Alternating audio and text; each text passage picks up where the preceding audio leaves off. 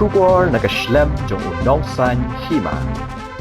Ka Limpong Yakob Jingi melatip kumkan 19th State Aquatic Championship Arhaja Apun Rio balapan long da Kamigalia Swimming Association kalapoi sya kabakut ha kasi Satjan hapung Grenolin Shillong ha kabaka East Khasi Hills kalalong ka Lahduh. Ka East Khasi Hills kalakur hendru pratli kita kemaksiar hendru waitli kirupa bat sau pun rutli kirenong. Kat baka South West Khasi Hills kalawana ka kerdan ka baar. Ya ka nam best swimmer lakur da u meyai pensan eltron bat ka verem gedalia nongsit ha ka liang kishinrang bat kikentei. Kat ba ya ka nam promising swimmer la yo da ukinen nong rum momin bat ka Anisa Rakshit Panbu.